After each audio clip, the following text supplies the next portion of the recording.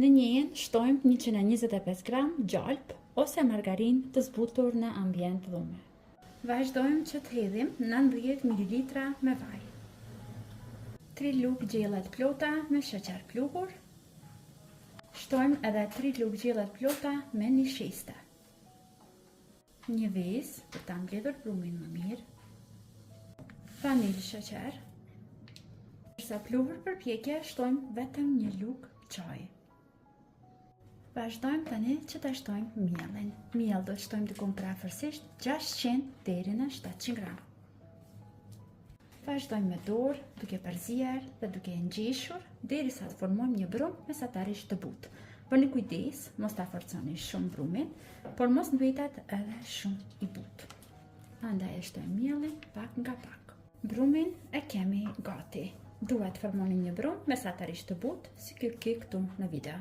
Tani vazhdojmë që t'ju japim formën gurabive. Marrim nga pak brum në duar. E lëmojmë mirë një herë, derisa ta bëjmë një formë të mirë rrumbullake. Pasi sigurohemi që kemi lëmuar mirë, me ndihmën e gishtave e shtypim lehtë, derisa t'ju japim një formë të mirë rrumbullake.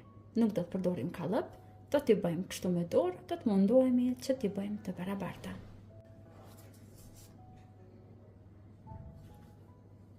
Vazhdojmë tani në pjekje. Do t'i pjekim në furrë të parangrohur në 180 gradë, diku afërsisht 18 deri në 20 minuta.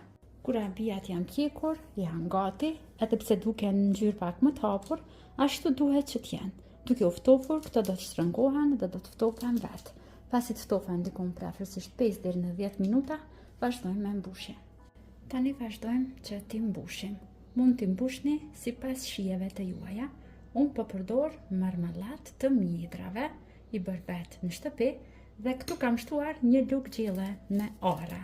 Mund të lini edhe ashtu si janë, vetëm me marmelat, ose mund të bëni kështu si unë.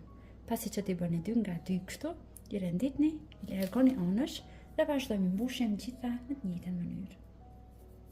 Pasi kemi mbushur me marmelat, tani marrim në njën pak qumësh ftoftë dhe tek ina tjetër shtojmë pak kokos.